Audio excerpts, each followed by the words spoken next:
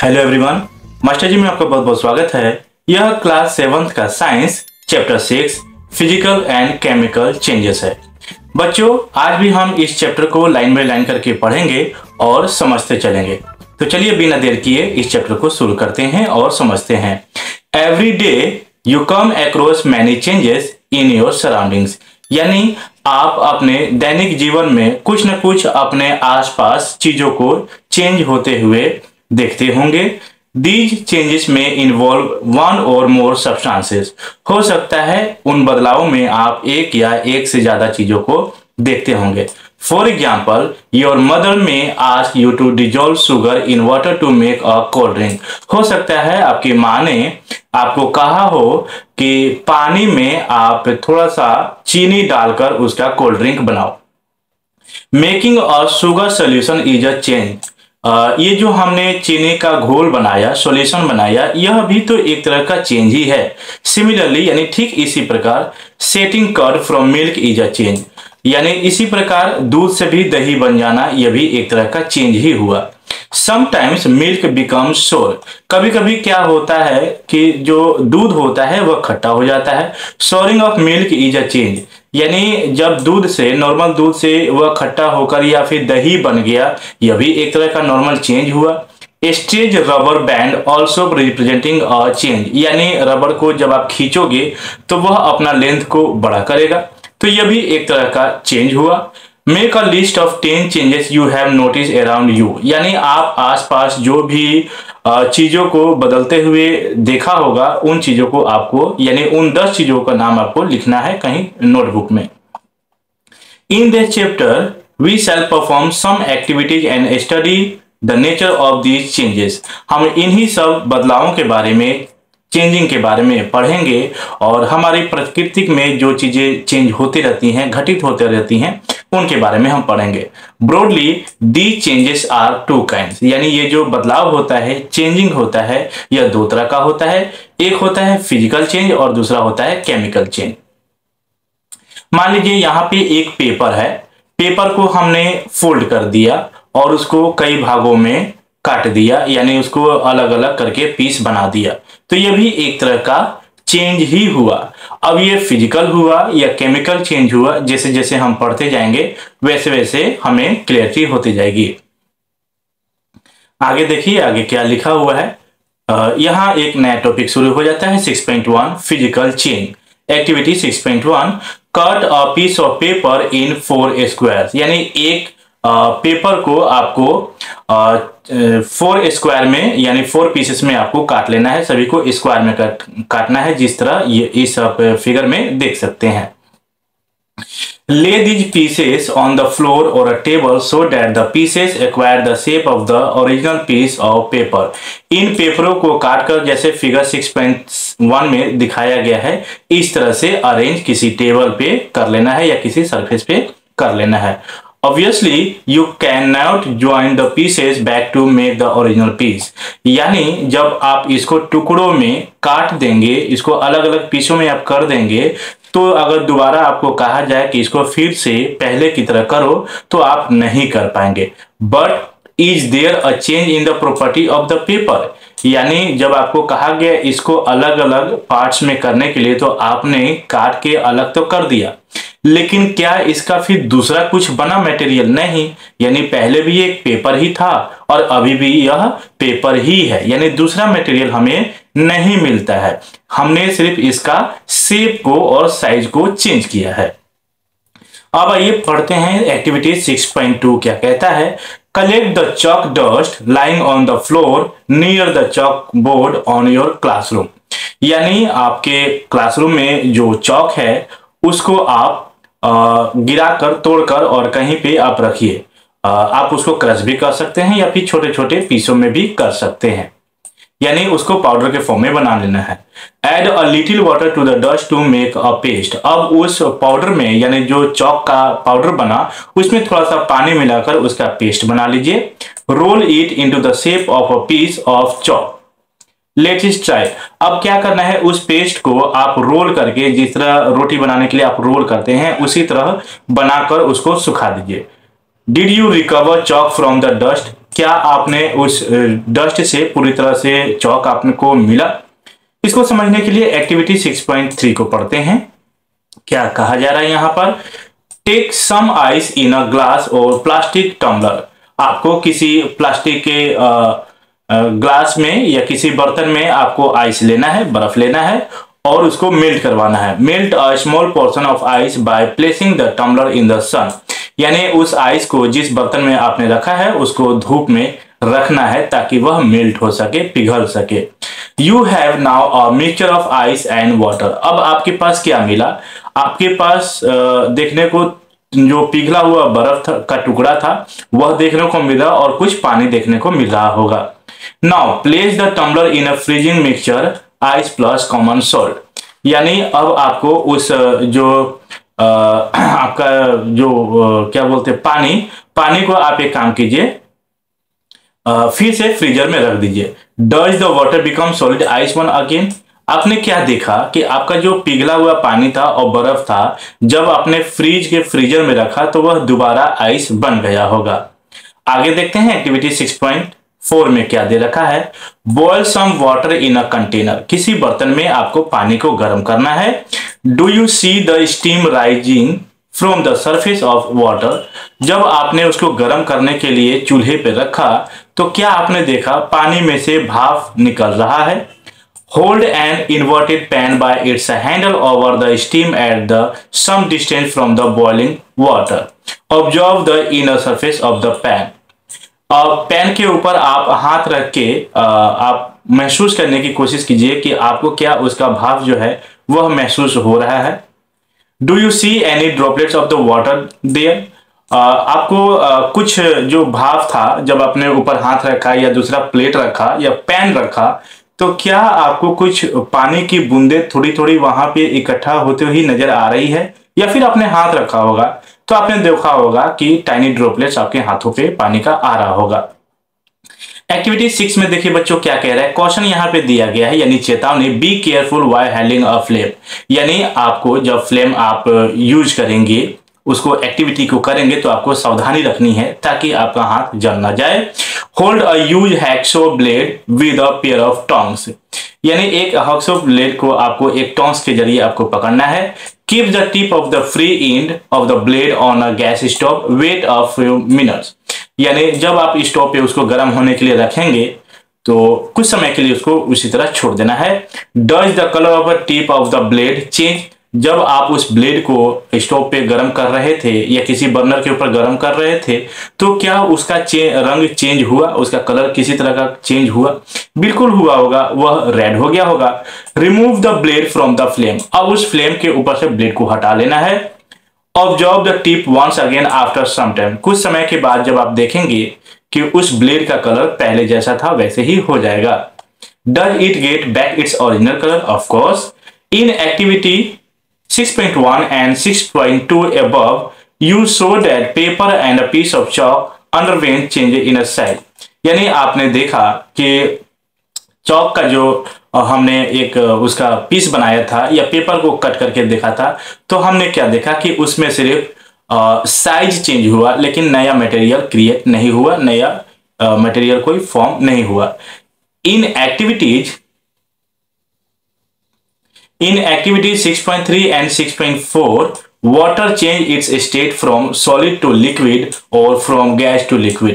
जब आपने एक्टिविटी 6.3 को करके देखा और 6.4 को करके देखा तो आपने पाया जो आइस था सॉलिड फॉर्म में वह मेल्ट होकर लिक्विड फॉर्म में हुआ।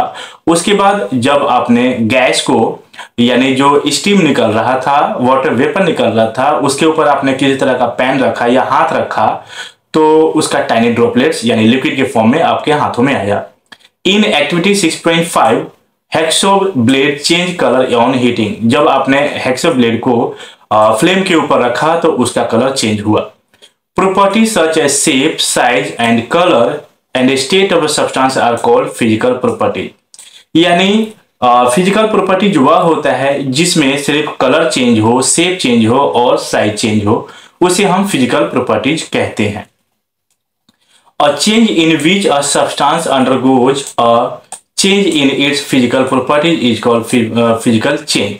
यानी फिजिकल चेंज में जिसका सिर्फ शेप, साइज और कलर ही चेंज हो, कोई नया मटेरियल ना बने, उसे हम फिजिकल चेंज कहते हैं।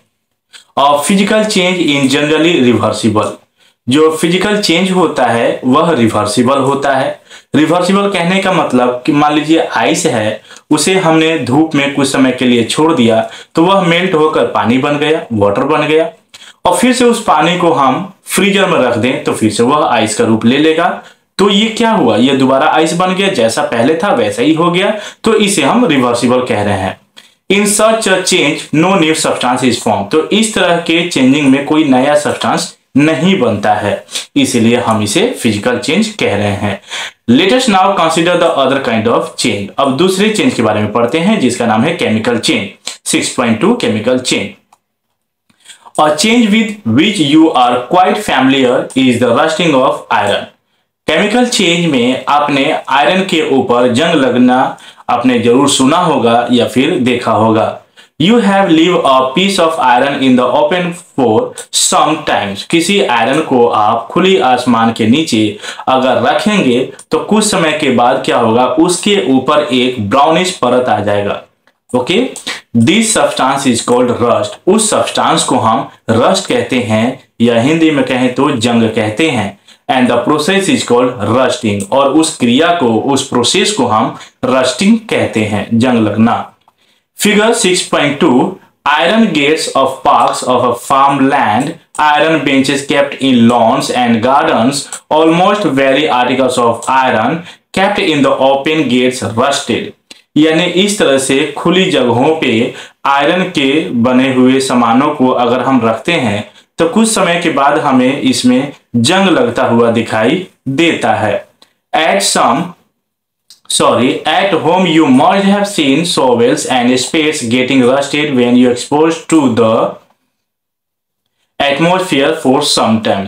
यानी खुली आसमान के नीचे जो भी इस फिगर में आपको आर्टिकल्स नजर आ रहा है, सामान नजर आ रहा है, आप कुछ समय के बाद यानी कुछ दिनों के बाद जब आप देखेंगे कि इसके ऊपर जंग लगना शुरू हो गया है। In kitchen, a wet iron pan tawa often gets rusted in left in that state for some times. अगर हम अपने किचन में तावा को भी देखते हैं जो कि आयरन का बना होता है, उसमें भी जंग लगा हुआ होता है। रस्ट इज नॉट आयरन, ये जो रस्ट है, जंग है, यह कोई आयरन नहीं होता है। बच्चों, इसको हम चाहे तो प्रैक्टिकल करके भी देख सकते हैं कि वाकई में ये आयरन होता है या नहीं होता है। तो आप जानते हैं कि आयरन की प्रॉपर्टीज क्या होती है, तो वह मैग्नेट की ओर अट्रैक्ट होता है। आप चाहें तो जंग किसी आयरन में अगर लगा है तो आप उसको छुड़ाकर आप आयरन के साथ अट्रैक्ट करने की कोशिश कीजिए। अगर वह अट्रैक्ट हो जाता है तो हम मानेंगे कि वह आयरन होता है, और नहीं अट्रैक्ट होता है, उसकी तरफ नहीं खींचता है, तो हम यह जानेंगे कि वह आयरन नहीं होता है। फिलहाल यहाँ चैप्टर में लिख रहा है रस्ट इज नॉट आयरन, यानी रस्ट कोई यानी जंग कोई आयरन नहीं होता है, लोहा नहीं होता है। It is different from iron on which it's get dispose, यानी आयरन ये जो रस्ट होता है यह आयरन नहीं होता है, और ये जो उसके ऊपर जो परत चढ़ता है वो धीरे धीरे लोहे को खा जाता है। Let us consider a few more changes where new substances are formed. तो चलिए हम इन्हीं में से कुछ और भी चेंजिंग के बारे में पढ़ते हैं जो नए सब्सटेंस के ऊपर यानी कोई नया सब्सटेंस बनता है। Activity 6.6 to be demonstrated by the teacher, यानी इस एक्टिविटी को करने के लिए आपको टीचर की निगरानी में रहना बहुत ही जरूरी है। यहाँ पे एक क्वेश्चन दिया है यानी चेतावनी दिया है, it is dangerous to look for long at burning magnesium ribbon, यानी जब आप मैग्नीशियम रिबन को जलाएंगे तो यह आपके लिए डेंजरस भी हो सकता है, आपके लिए हार्मफुल हो सकता है। The teacher should advise children not to stay at the burning ribbon, यानी टीचर को यह कहा जा रहा है कि बच्चों को इस तरह का काम ना करने दें, क्योंकि इससे हो सकता है उनका हाथ भी जल सकता है या फिर आई डैमेज हो सकता है। Get a small piece of thin strip or ribbon of magnesium, बच्चों आपको रिबन ऑफ मैग्नीशियम लेना है, उसके काट के इस पीस में यानी उस छोटे छोटे पीसों में बना लेना है, पतले स्ट्रिप बना लेना है। उसके बाद clean strip with stain paper यानी सैंड पेपर की सहायता से जो उसका टिप है उसको अच्छे से शार्प कर लेना है, अच्छे से साफ कर लेना है। Bring the tip near a candle flame, अब उस कटे हुए रिबन ऑफ मैग्नीशिया का जो टिप होगा उसको जलाना है यानी कैंडल फ्लेम के ऊपर रखना है। It Burns with a brilliant white light. जब आप जिस तरह से ये पिक्चर में आप देखा जा रहा है यानी रिबन ऑफ मैग्नीशिया का आगे वाला जो टिप होगा अच्छे से साफ करने के बाद जब आप उसको किसी फ्लेम के ऊपर रखेंगे तो आप देखेंगे कि जब वो जलेगा तो बहुत ज्यादा ये ब्राइट होगा। इसीलिए तो आपको मना किया जा रहा है कि बच्चों को ना करने दें, ताकि हो सकता है उनका हाथ जल जाए या फिर आंख खराब हो जाए। When it is completely burned, जब वह पूरी तरह से जल जाए, it leaves behind a powdery ash, जब वो पूरी तरह से जल जाता है तो अपने साथ वह एक पाउडर बनाता है, पाउडर के रूप में ऐश बनाता है, राख बनाता है। तो बच्चों हमें इससे यह समझ में आता है कि राख यानी रिबन ऑफ मैग्नीशियम एक पहले से ही एक मटेरियल था, उसको जब हमने चेंज किया, जलाने के बाद जब हम चेंज किया तो उसमें से एक नया प्रोडक्ट हमें मिला जिसका नाम यहाँ पे पाउडरी ऐश लिख रहा है। तो यह भी एक तरह का चेंज ही हुआ। Does the ash look like the magnesium ribbon, यानी जो आपका मैग्नीशियम रिबन जला क्या ठीक इसी तरह से ऐश भी आपको समझ में आ रहा है, यानी क्या वो जो राख है वो मैग्नीशियम रिबन की तरह ही दिख रहा है। The change can be represented by the following equation, हम इस चेंज को इक्वेशन की सहायता से भी शो कर सकते हैं, रिप्रेजेंट कर सकते हैं। मैग्नीशियम को हम Mg कहते हैं और ऑक्सीजन को O2 कहते हैं। जब इन दोनों को हम आपस में मिलाते हैं तो हमें मैग्नीशियम ऑक्साइड मिलता है जिसे हम MgO कह रहे हैं। The equation here are different from those in mathematics, इन इक्वेशन को हम मैथमेटिक्स से अलग देखते हैं। In equation of this kind यानी इस तरह के इक्वेशन में the arrow implies becomes no attempt should be made to balance chemical equation at stage, यानी इस स्टेज में बैलेंस आपको नहीं दिखाया जा रहा है। अभी सिर्फ आप नॉर्मली ही जानिए कि जब हम मैग्नीशियम को ऑक्सीजन के साथ रिएक्ट करते हैं तो रिजल्ट में हमें मैग्नीशियम ऑक्साइड मिलता है। अब क्या करना है, collect the ash and mix it with a small amount of water. अब इन ऐश को यानी मैग्नीशियम ऑफ रिबन जब आपने जलाया और उसका जो आपको राख मिला, ऐश मिला, उसमें थोड़ा सा पानी मिलाइए और उसको अच्छे से घोलिए। स्टेट द मिक्सचर वेल, जिससे वह अच्छी तरह से घोल एक बन सके यानी एक्वेशियस सॉल्यूशन बन सके। Test the mixture with blue and red litmus paper. अब इस मिक्सचर को ब्लू या रेड लिटमस पेपर के ऊपर रखकर चेक कीजिए कि आपको कैसा समझ में आ रहा है, उसका रंग क्या हो रहा है। Does the mixture turn red litmus paper blue, यानी जब आपने रेड कलर का जो लिटमस पेपर था उसके ऊपर आपने इस सॉल्यूशन को, एक्वेशियस सॉल्यूशन को जब आपने डाला तो क्या उसका रंग ब्लू कलर का हुआ। Does the mixture turn blue, क्या वह मिक्सचर ब्लू कलर का हो गया जब आपने रेड कलर के लिटमस पेपर पे रखा। On the basis of this test, इस टेस्ट के आधार पर हम कह सकते हैं how do you classify the aqueous solution, यानी आप इसको कैसे क्लासिफाई कर सकते हैं कि वह जो चीज था यानी मैग्नीशियम ऑफ रिबन का जो ऐश था वह एसिडिक होगा या फिर बेसिक होगा। आप इस टेस्ट की वजह से आप कैसे कह सकते हैं, यानी टेस्ट के आधार पर आप क्या कह सकते हैं कि वह सॉल्यूशन एसिडिक होगा या फिर बेसिक होगा। On dissolving the ash in water it forms a new substance, जैसे ही आप उस ऐश के ऊपर पानी में मिलाएंगे तो आपको एक नए तरह का सब्सटेंस देखने को मिलेगा। This change can be written in the form of the equation, इस फॉर्म को आप यानी इस चेंज को आप एक नए तरह के इक्वेशन के रूप में लिख सकते हैं। मैग्नीशियम ऑक्साइड प्लस वाटर, यानी जब आपने मैग्नीशियम ऑक्साइड के साथ पानी को मिलाया तो आपको मैग्नीशियम हाइड्रो ऑक्साइड मिलेगा। बच्चों यह मैग्नीशियम ऑक्साइड है और साथ में हमने पानी को मिला दिया तो हाइड्रो ऑक्साइड हो गया। आप जानते हैं कि हाइड्रोजन मीन्स पानी होता है यानी H2O, आप अच्छे से जानते होंगे। इसलिए यहां पर देखिए इक्वेशन एक बन गया MgOH2, okay. As you have already learned in chapter 5, magnesium hydroxide is a base. जैसे कि चैप्टर 5 में आपने पहले ही पढ़ रखा है कि मैग्नीशियम हाइड्रोक्साइड एक बेस होता है। So magnesium oxide is a new substance formed on the burning of magnesium। जब आपने मैग्नीशियम को जलाया तो एक नए तरह का आपको सब्सटेंस देखने को मिलेगा एज अ रिजल्ट के रूप में, जिसे हम मैग्नीशियम ऑक्साइड कह रहे हैं। Magnesium hydroxide is another new substance. और जब हमने मैग्नीशियम ऑक्साइड के साथ पानी को यानी वाटर के साथ हमने इक्वेशन कराया, रिएक्शन करवाया, तो एक हमें और भी नया सब्सटेंस देखने को मिलेगा जिसे हम मैग्नीशियम हाइड्रोक्साइड कह रहे हैं। Activity 6.7 to be demonstrated by the teacher. बच्चों, यह टीचर की निगरानी में करना है या फिर टीचर को करते हुए आपको देखना है। Dissolve about a tea spoon full of copper sulphate. आपको थोड़े पानी में 1 चम्मच कॉपर सल्फेट को घोल लेना है किसी टेस्ट ट्यूब में या फिर किसी बीकर में।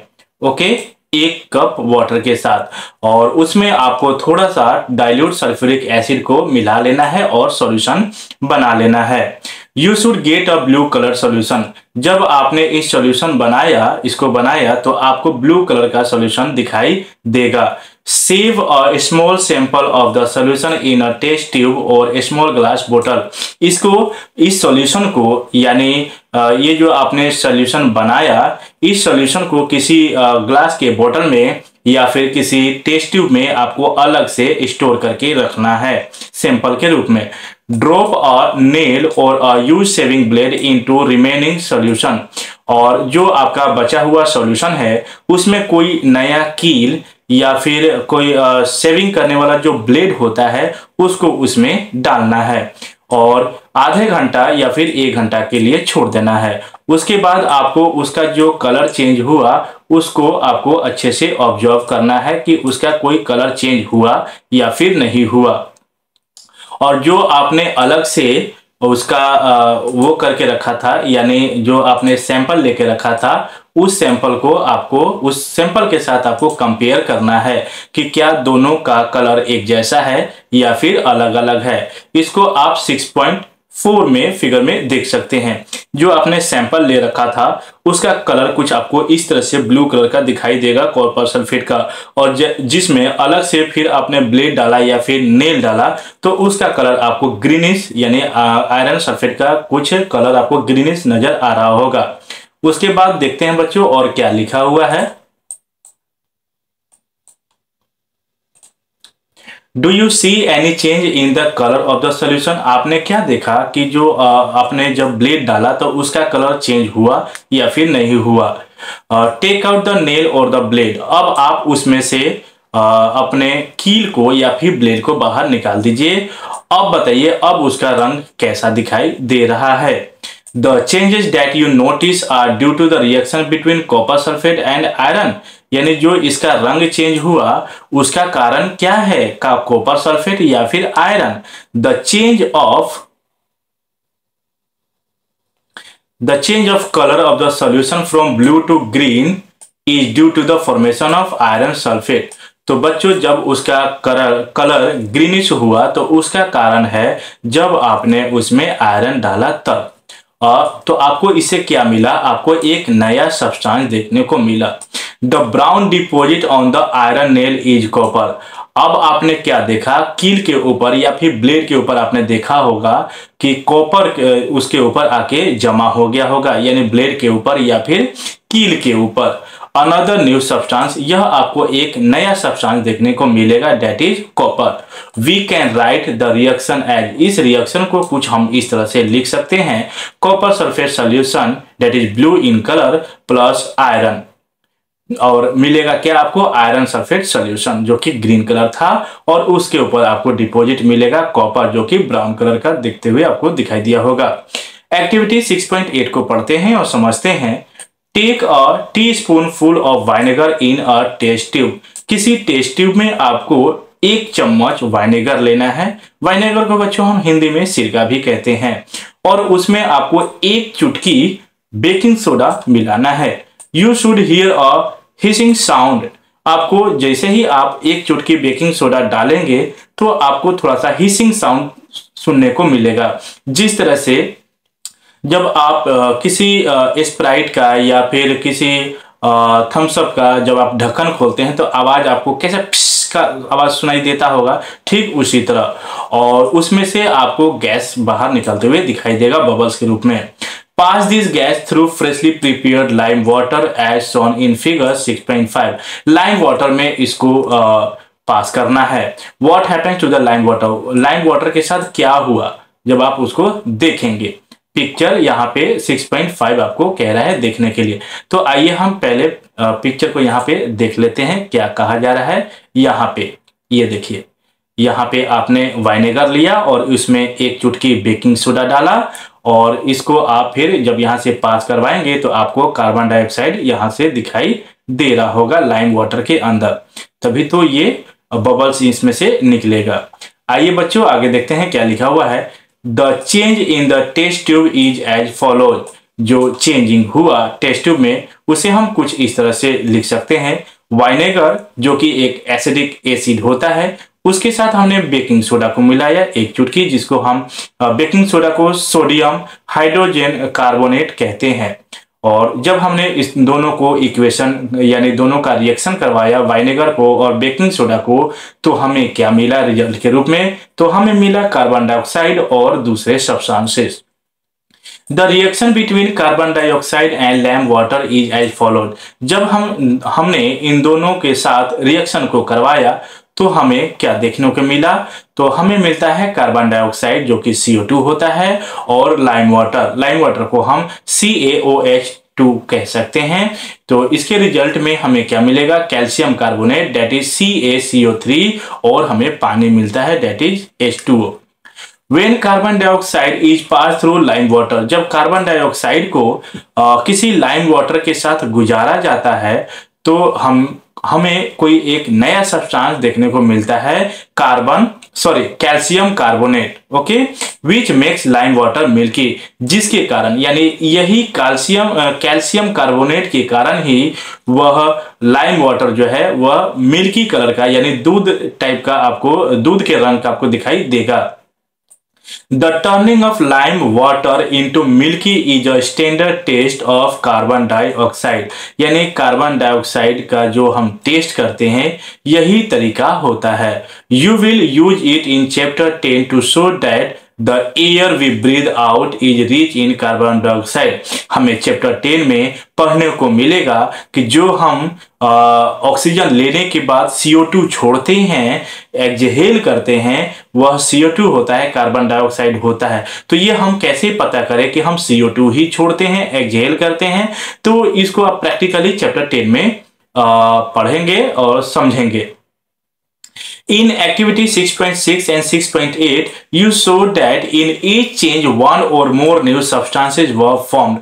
जब आपने 6.6 और 6.8 एक्टिविटी को करने के बाद आपने देखा कि एक या एक से ज्यादा नया सब्सटेंस बनते हुए दिखाई दिया। In activity 6.6, the S was the new substance formed when magnesium was bound in air। यानी हवा के साथ जब आपने मैग्नीशियम रिबन को जलाया तो आपको S के रूप में एक नया सब्सटेंस देखने को मिला। In activity 6.7, the reaction of copper sulfate with iron produce iron sulfate at copper। जब आपने कॉपर सल्फेट के साथ आयरन को रिएक्शन करवाया तो आपको आयरन सल्फेट और कॉपर नया सब्सटेंस देखने को मिला। Both of these are new substances. ये दोनों ही एक नए तरह के सब्सटेंसेस हैं। Copper was deposit on the shaving blade of iron. Copper जो था वह आयरन के ऊपर आपको डिपोजिट यानी उसके ऊपर एक नया लेयर चढ़ते हुए दिखाई दिया होगा, जो कि यह भी एक तरह का नया सब्सटेंस है। In activity 6.8 vinegar and baking soda together produce carbon dioxide. यानी जब आपने एक्टिविटी 6.8 में वाइनेगर के साथ बेकिंग सोडा को मिक्स किया तो आपको एक नया सब्सटेंस देखने को मिलेगा या मिला होगा, जिसे हम कार्बन डाइऑक्साइड कह रहे हैं। विच टर्न लाइम वाटर मिल्की, जो कि वह मिल्की रंग में यानी दूध के रंग में आपको लाइम वाटर देखने को मिला। Can you name the new substance formed in this reaction, क्या आप उसका नाम बता सकते हैं जो नया रिएक्शन बना, नया चीज, नया सब्सटेंस बना। A change in which one or more new substances are formed is called a chemical change। यानी केमिकल चेंज वह होता है जिसमें एक या एक से ज्यादा नया सब्सटेंस हमें मिलता है। हम इस तरह के केमिकल चेंज को केमिकल रिएक्शन कहते हैं। Chemical change are very important in our lifes, हमारे जीवन में केमिकल चेंज बहुत ही इंपॉर्टेंट होता है। All new substances are formed as a result of chemical change, हमें जो भी नया सब्सटेंस देखने को मिलता है वह केमिकल चेंज ही होता है। For example digestion of food in our body, हमारे बॉडी में, हमारे शरीर में जो फूड पचता है वह भी केमिकल चेंज है। फलों का पकना केमिकल चेंज है। ग्रेप्स का फर्मेंटेशन होना, यानी फर्मेंटेशन कहने का मतलब अंगूरों से जो वाइन बनाया जाता है वो भी एक तरह का नया एक केमिकल चेंज होता है। Happen to due to series of chemical change, ये सारी घटना जो है, ये सारे इवेंट जो हो रहे हैं ये सभी केमिकल चेंजेस हैं। A medicine is the end product of chain of chemical reaction, यानी ये जो मेडिसिन हमें मेडिकल दुकानों से देखने को मिलता है यह सभी केमिकल रिएक्शन से ही बने होते हैं। Useful new materials such as plastic and detergents are produced by chemical reaction, जो हमें नया मटेरियल्स देखने को मिलता है या फिर प्लास्टिक या डिटर्जेंट देखने को मिलता है, डिटर्जेंट कहने का मतलब जो कपड़ा धोने वाला साबुन होता है वह देखने को मिलता है, यह सभी केमिकल चेंजेस से ही मिलकर बना होता है, उसी का हमें प्रोडक्ट मिलता है। Indeed every new materials is discovered by studying chemical changes, यानी हमने जितने भी नए तरह के मटेरियल्स का डिस्कवर किया वह सभी केमिकल चेंज में ही आएगा।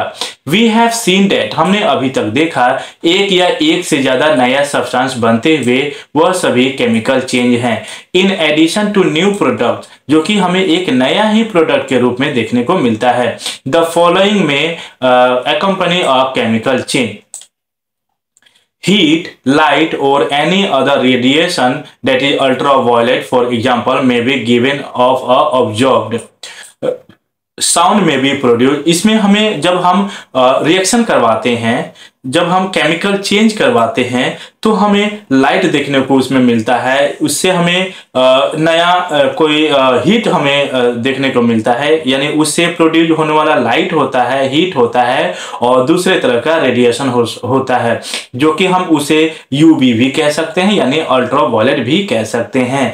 और उसमें से साउंड भी प्रोड्यूस होता है और चेंज इन स्मॉल में टेक प्लेस और न्यू स्मेल में भी गिवन ऑफ, उसमें से हो सकता है आपको एक नए तरह का गंध भी स्मेल करने को मिले, कोई उसका नया कलर चेंज हो सकता है, उससे गैस फॉर्म्ड हो सकता है।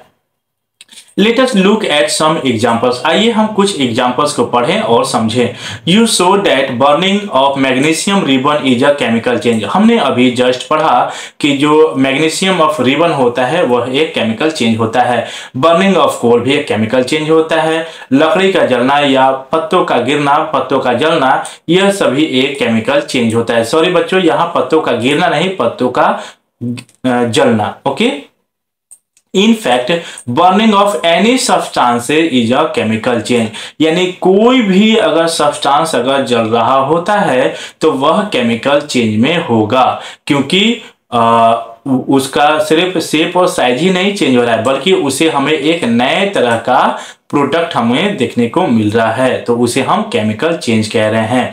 Burning is always accompanied by product of heat, यानी जो बर्निंग के बाद हमें हमेशा उससे हीट प्राप्त होता है। Explosion of a fire work is a chemical change, बच्चों ये जो हम पटाखे फोड़ते हैं तो यह भी एक तरह का केमिकल चेंज होता है। You know that such an explosion produce heat, light, sound and unpleasant gases that pollute atmosphere, तभी तो बच्चों हमें क्रैकर्स फोड़ने के लिए या फिर पटाखे फोड़ने के लिए मना किया जाता है, क्योंकि उसमें केमिकल चेंज हो रहा होता है और केमिकल चेंज होने के क्रम में उसमें से लाइट निकलता है, साउंड निकलता है और दुर्गंध उसमें से निकलता है, जो कि हमारे एटमॉस्फेयर में जाकर वह पॉल्यूट करता है, दूषित करता है और एयर पॉल्यूशन को बढ़ावा देता है। That is why you are advise not to play with firework. इसीलिए आपको कहा जाता है कि इन सब चीजों से दूर रहना चाहिए, हमें पटाखे नहीं फोड़ना चाहिए या किसी और दूसरे तरह का फायरवर्क्स को। When food gets spoiled, जब खाना खराब हो जाता है, it produces a foul smell, उसमें से फिर दुर्गंध आने लगता है। Shall we call this change a chemical change? क्या इसे हम केमिकल चेंज कह सकते हैं? You must have noticed that, आपने कहीं ना कहीं नोटिस किया होगा, a slice of an apple acquires a brown color of its not consume immediately. मान लीजिए किसी एप्पल को हमने कट किया और उसे अगर हमने नहीं खाया, थोड़ी देर के लिए छोड़ दिया, तो आप क्या देखते होंगे कि कटे हुए फ्रूट के ऊपर यानी एप्पल के ऊपर ब्राउन कलर का एक लेयर आपको दिखाई देगा। If you have not seen this change in colour, cut a fresh slice of Apple and keep it away from sometimes. अगर आपने नहीं देखा है तो किसी एप्पल को लीजिए और उसको दो भागों में कट करके थोड़ी देर के बाद देखिए, उसका रंग आपको ब्राउनिश दिखाई देगा। Repeat the same activity with a slice of potato और ब्रिंजल, और इसी एक्टिविटी को आप दूसरे सब्जियों के साथ करके देखिए, बैगन के साथ या फिर पोटैटो के साथ, क्या उनका भी कलर चेंज हो रहा है। The change of colour in these cases is due to the formation of new substances. उसमें कलर जो आप देख रहे हैं वह क्या है, वह एक नया तरह का सब्सटेंस बन रहा है। Are not these changes chemical change, क्या ये सभी के सभी नए केमिकल चेंज नहीं हैं? क्या ये सभी केमिकल चेंजेस नहीं होंगे? In chapter 5 you neutralise an acid with a base. आपने क्या देखा चैप्टर 5 में? आपने देखा होगा कि न्यूट्रलाइज क्या होता है, न तो वो एसिड होता है ना ही बेस होता है। और आपने चैप्टर 5 में पढ़ा होगा कि हमारे पेटों में मान लीजिए किसी तरह का अगर कोई चीज हमने ऐसा खा लिया जिसके कारण हमारे पेटों में गैस फॉर्मेशन हुआ, जिसके कारण हमें दर्द भी होने लगता है, तो उसके बाद डॉक्टर हमें क्या प्रिस्क्राइब करता है? आपको मिल्क ऑफ मैग्नीशिया ही तो करता है, जो कि वह जाकर जो आपके पेट में जरूरत से ज्यादा एसिड बन जाता है तो उसे जाकर न्यूट्रलाइज करता है, यानी बेस को छोड़ता है, जिसके कारण आपको क्या होता था, आपको पेन से रिलीफ मिलता था। तो हम उसे भी केमिकल चेंज ही कहेंगे। तो क्या न्यूट्रलाइजेशन एक केमिकल चेंज नहीं होगा? बिल्कुल होगा। ओके बच्चों, यहां थोड़ा सा पढ़ लेते हैं प्रोटेक्टिव शील्ड। ये प्रोटेक्टिव शील्ड बच्चों किन के चीजों में कहा जा रहा है, थोड़ा सा पढ़ के देख लेते हैं। You must have heard of ozone layer in our atmosphere। आपने जरूर ही सुना होगा या फिर पढ़ा होगा कि हमारे एटमॉस्फेयर में एक ओजोन लेयर भी होता है। It protects us from the harmful ultraviolet radiation which comes from the sun। यानी सन से जो अल्ट्रावायलेट रेडिएशन आता है तो अपने धरती पे वो ना आ जाए, इसीलिए ओजोन लेयर उसे पहले ही रोक देता है। वो ozones absorb this radiation and breaks down to the oxygen, और सिर्फ उसको ऑब्जॉर्ब ही नहीं करता है, धरती तक आने के लिए रोकता ही नहीं है, बल्कि उसको ऑक्सीजन में कन्वर्ट कर देता है। Oxygen is different from ozone, यानी जो ऑक्सीजन है यह ओजोन से दूसरा है। Can we call the breaking down of ozone a chemical change? क्या हम उस ओजोन से जब यानी उधर से रे आया, अल्ट्रावायलेट रे आया और फिर वह ऑक्सीजन में कन्वर्ट कर दिया, तो क्या उसे भी हम केमिकल चेंज कहेंगे?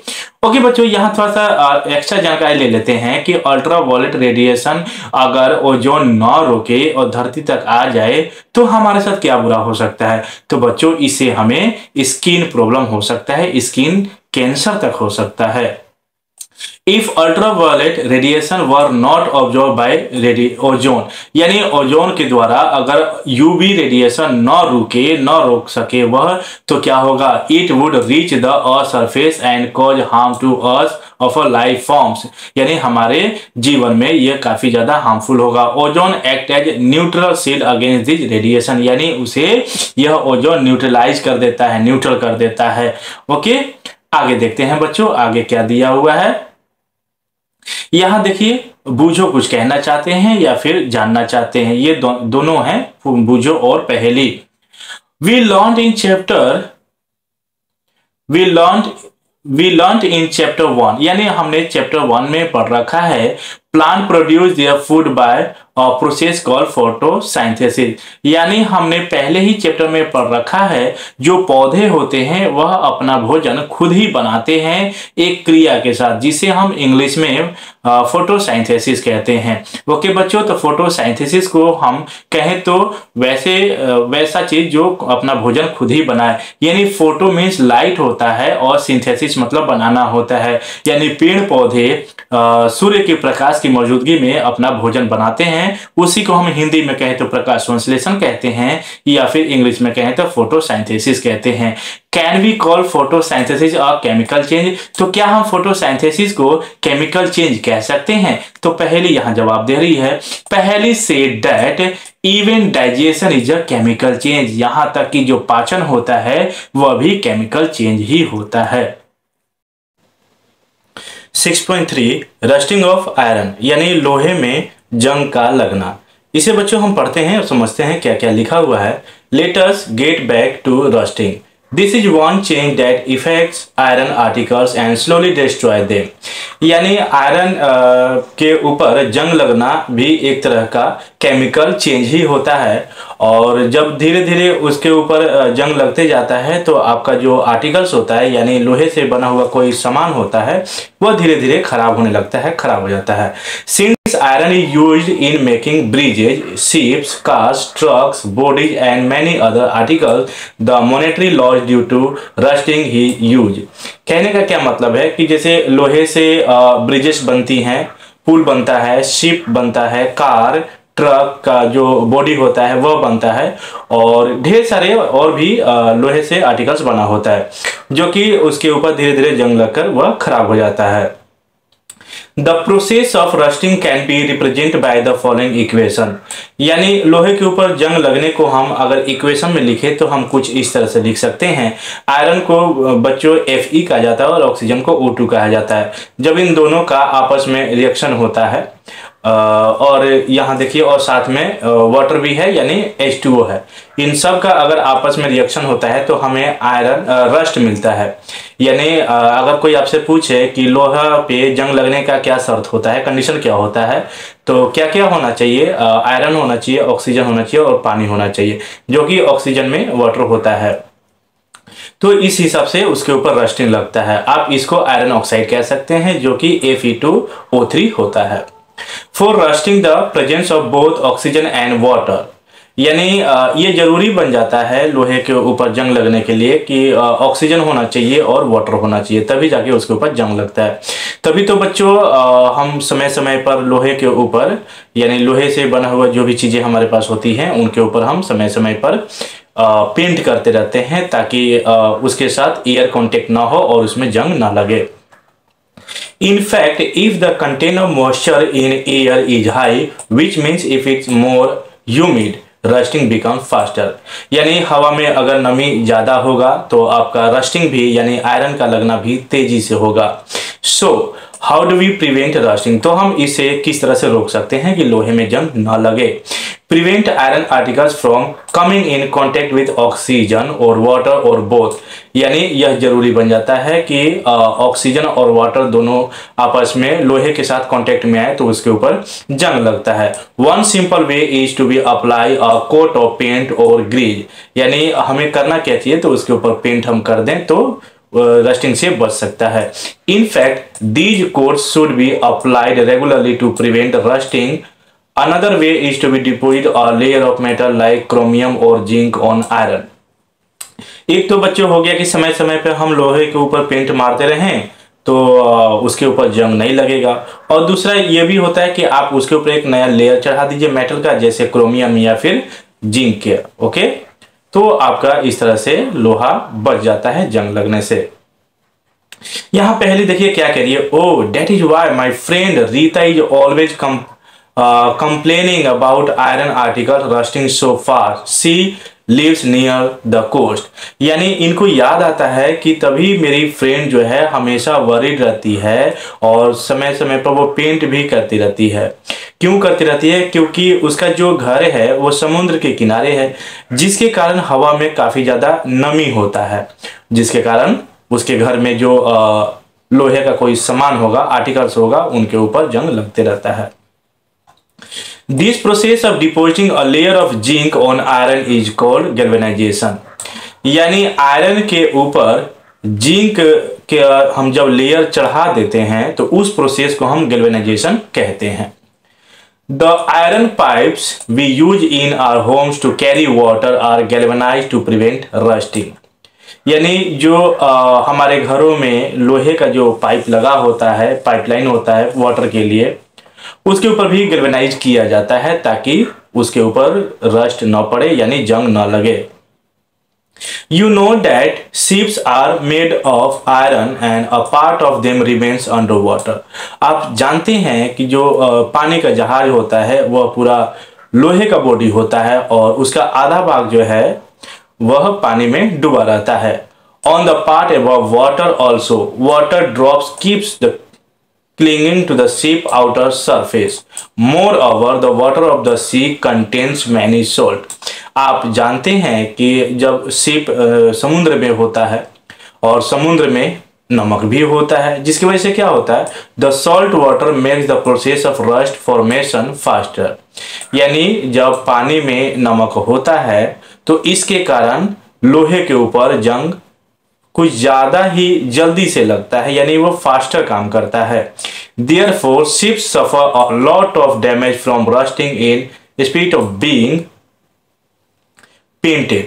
यानी जिनका शिप होता है, मान लीजिए अगर सरकार का है या फिर किसी प्राइवेट आदमी का है, तो समय समय पे उसके ऊपर पेंट किया जाता है ताकि रस्टिंग से बच सके।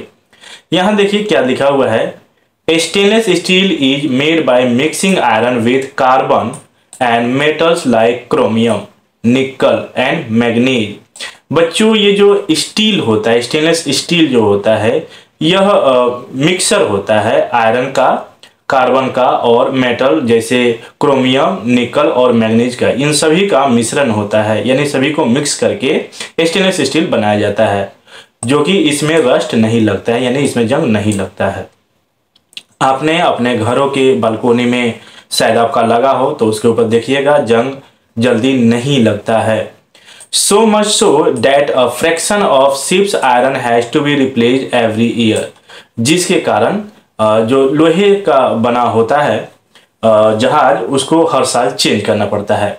Can you imagine the monetary loss to the world? क्या आप इससे जो लॉस होता है अपने देश को या पूरे विश्व को, आप उसका अंदाजा लगा सकते हैं कि कितना हमें क्षति पहुंचता होगा, कितना नुकसान होता होगा। चलिए बच्चों, हमारा नेक्स्ट टॉपिक आ जाता है 6.4 क्रिस्टलाइजेशन। यानी क्रिस्टलाइजेशन होता क्या है। अभी तक हम गैल्वेनाइजेशन के बारे में जान रहे थे, अब हम क्रिस्टलाइजेशन के बारे में जानकारी लेंगे। In class 6 you have learn that, यानी पिछले क्लास में, यानी क्लास 6 में अभी तक हमने यह पढ़ा है that salt can be dissolve by the evaporation of sea water. अभी तक आपने यह पढ़ रखा है या जानकारी लिया है कि जो एवोपरेशन होता है यानी जो वाष्पीकरण होता है, जिसके कारण हमें समुद्र का जो नमक होता है वह हमें मिलता है। The salt obtain in this manner is not pure. हालांकि इसके जरिए जो हमें नमक मिलता है वो अभी भी प्योर नहीं होता है, यानी खाने योग्य नहीं होता है। And the shape of its crystal can not be seen by clearly. और उसका जो क्रिस्टल का रूप होता है वो सही से दिखाई भी नहीं देता है, यानी समझ में नहीं आता है। However a large crystal of pure substances can be form from their solution. उसको सोल्यूशन के साथ यानी अलग ले जाके फैक्ट्रियों में उसका डिजाइन किया जाता है, यानी अलग से मिनरल प्यूरिफाई किया जाता है। The process is called crystallisation. इसी प्रोसेस को बच्चों हम क्रिस्टलाइजेशन कहते हैं। It is an example of a physical change. अब देखिए, क्रिस्टलाइजेशन अगर आपसे कोई पूछे कि ये कैसा चेंज है, केमिकल चेंज है या फिजिकल चेंज है, तो इसे हम फिजिकल चेंज कहेंगे। क्यों कहेंगे? क्योंकि जब हमें समुद्र से एवोपरेशन के बाद नमक मिलता है तो उसका जो क्रिस्टल होता है वो हमें क्लियरली दिखाई नहीं देता है, जिसके बाद फैक्ट्रियों में ले जाके उसके साथ क्रिस्टलाइजेशन किया जाता है और उसका एक रूप दिया जाता है जिसे हम क्रिस्टलाइजेशन कह रहे हैं। Activity 6.9 to be performed in the presence of the teacher. यानी इस एक्टिविटी को करने के लिए आपको टीचर की निगरानी में रहना बहुत ही आवश्यक है, जरूरी है।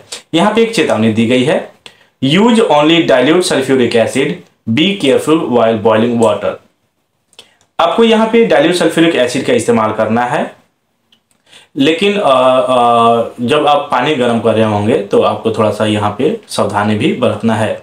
इसको करने के लिए क्या क्या हमें करना होगा। Take a cup full of water in a beaker. किसी बीकर में आपको 1 कप वाटर लेना है और उसमें आपको कुछ ड्रॉप आपको डाइल्यूट सल्फ्यूरिक एसिड मिलाना है। अब जब बच्चों यहाँ ड्रॉप लिख रहा है तो यह जरूरी बन जाता है कि हम ड्रॉपर की सहायता लें। Heat the water. अब उस पानी को गर्म करें। When it's start boiling, add copper sulfate powder slowly while stirring continuously।